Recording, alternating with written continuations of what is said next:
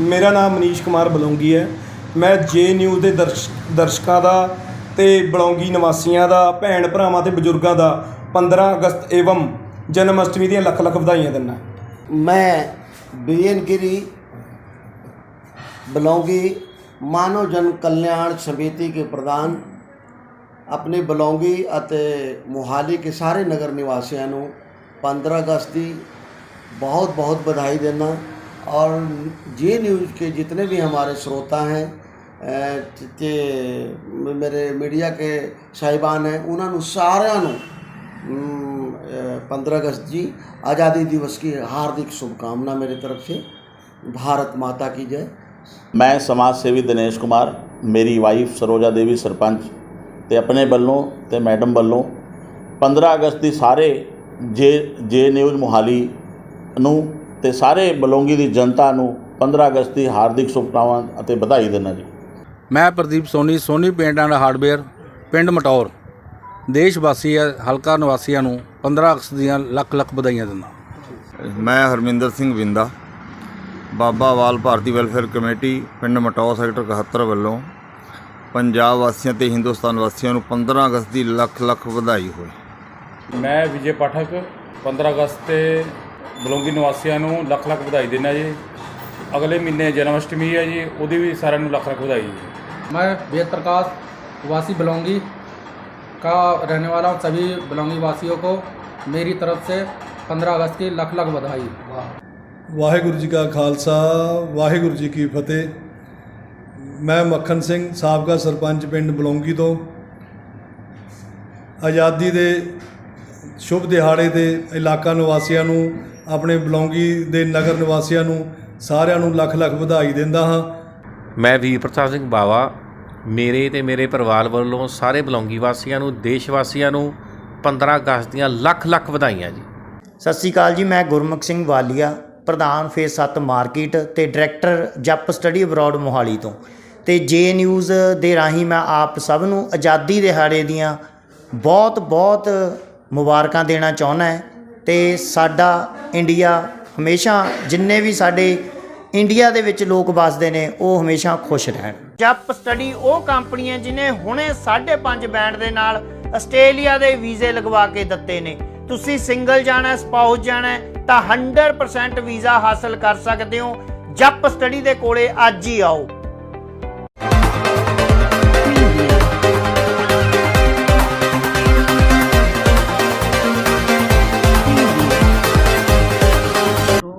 Conference चल रहा है, इसके बारे में जानकारी। हाँ नमस्कार, मैं डॉक्टर सचिन गुप्ता, मैं डायरेक्टर मेडिकल ऑन्कोलॉजी और haemato oncology department max super speciality hospital Mohali में कार्यरत हूँ। तो हम एक ये कॉन्फ्रेंस कर रहे हैं precision medicine and molecular oncology की यहाँ मोहाली में। इसमें 150 से ज़्यादा कैंसर स्पेशलिस्ट पार्टिसिपेट कर रहे हैं पूरे कंट्री से। और आज का जो विषय है प्रिसीजन मेडिसिन, इसका मतलब ये है कि जो कैंसर पेशेंट्स हैं उनके लिए हम एक बहुत ही सटीक ट्रीटमेंट जो है वो करने की कोशिश कर रहे हैं। आजकल बहुत सी जो एडवांसमेंट्स हुई हैं उसमें बहुत ऐसे टेस्ट आ गए हैं और जिनसे हम ये पता लगा लेते हैं कि पेशेंट की जो कैंसर सेल्स हैं उसमें क्या चेंजेस आई हैं, उसमें कौन सी जेनेटिक बदलाव आ चुके हैं और उनके सेल्स में कौन कौन से टारगेट्स जो अवेलेबल हैं। वो टारगेट्स को ढूंढ के हम उन टारगेट्स को ही अटैक करने की कोशिश करते हैं। और ऐसी दवाइयाँ आ गई हैं, ऐसी टारगेटेड थेरेपीज़ और इम्यूनोथेरेपी दवाइयाँ हैं जिनसे कि हम बहुत सटीक ट्रीटमेंट कर सकते हैं। इस ट्रीटमेंट से जो पेशेंट के कैंसर सेल्स को हम ज़्यादा किल करते हैं और बॉडी के जो नॉर्मल सेल्स हैं वो बच जाते हैं। तो जैसे कीमोथेरेपी के साइड इफ़ेक्ट ज़्यादा होते हैं, इन दवाइयों के टारगेटेड मेडिसिन और इम्यूनोथेरेपीज़ के साइड इफ़ेक्ट्स कम हैं और कैंसर का कंट्रोल और क्योर रेट्स ज़्यादा हो सकती हैं। और इसलिए अब एक पूरा टेलर मेड प्रिसीजन ट्रीटमेंट जो है वो करने की कोशिश की जा रही है। आने वाले समय में हम देखेंगे कि जो हर पेशेंट के हम टेस्ट करके उसका एक जो डाटा अवेलेबल होगा टेस्ट करने के बाद, उसके हिसाब से बहुत ही कॉम्बिनेशन ऐसी थेरेपीज़ की करेंगे जिससे कि हमारे रिज़ल्ट्स जो हैं काफ़ी बेहतर हो जाएंगे और ये कैंसर पेशेंट्स के लिए एक बहुत ही फ़ायदेमंद सिद्ध होगा। डॉक्टर साहब, 2 कारण देखा गया कि जो कैंसर पेशेंट होते हैं हॉस्पिटल आने के लिए थोड़ा सा ये एक कारण तो वो कैंसर सुनते ही उनके डर पैदा हो जाता है, दूसरा इसकी ट्रीटमेंट बहुत महंगा है, इसके बारे में। तो कैंसर का जो ट्रीटमेंट है उसकी स्टेज पे डिपेंड करता है।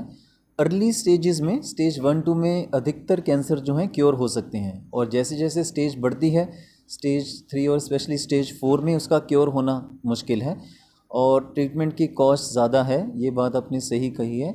बट जैसे जैसे समय बीतता है, टेक्नोलॉजी और जो दवाइयाँ हैं वो बहुत ईज़िली जो उपलब्ध होने लग जाती हैं, और स्पेशली जो अपनी जो भारतीय कंपनियां हैं वो भी ये दवाइयां जब बनाने लग जाती हैं तो धीरे धीरे इनकी कॉस्ट भी कम हो जाती है। उसमें थोड़ा समय ज़रूर लगता है, बट जो है फिर भी कुछ तो अवेलेबिलिटी बढ़ रही है, और कुछ स्कीम्स के अंतर्गत और कई पेशेंट्स जो खुद भी ट्रीटमेंट का जो बोझ है झेल सकते हैं, और इंश्योरेंस के बेसिस पे भी कुछ ट्रीटमेंट ले सकते हैं।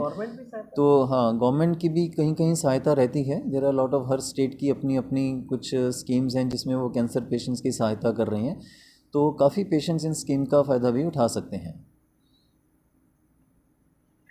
तो सर आज का जो कार्यक्रम है, ये प्रोग्राम आप लोगों ने ऑर्गेनाइज किया है, ये मैक्स हॉस्पिटल के द्वारा आयोजित किया गया है, इसमें आपको और भी कोई पार्टनर है आपके साथ? हाँ, तो हमारे कई पार्टनर्स हैं इसमें। हमारे हॉस्पिटल के अलावा हमारे एक दिल्ली से पार्टनर हैं, डॉक्टर AV इंस्टीट्यूट, वो भी मॉलिकुलर मेडिसिन में बहुत काम करते हैं, और कई हमारी सोसाइटीज़ हैं, होलिस्टिक ट्रस्ट है और एक कैंसर रिसर्च ऑर्गेनाइजेशन है। इन लोगों की सहायता से हमने जो है मिल के ये प्रोग्राम को आयोजित किया है। यहाँ बाहर जैसे एग्जीबिशन लगा हुआ, कई कंपनियों के अपने एग्जीबिशन लगाए, तो वो क्या करवा रहे हैं एग्जीबिशन? किस हिसाब से, किस दवाई, कैंसर के दवाई की? हाँ, जो लेटेस्ट रिसर्च हो रही है तो वो अपनी रिसर्च को भी यहाँ पे जो अपना प्रोपेगेट करते हैं कि जो जो नई पद्धतियाँ आ रही हैं उनको जनता तक और डॉक्टर्स तक पहुँचाना कि ये चीज़ें भी उपलब्ध हो गई हैं, इस वजह से एग्जीबिशन की जाती है।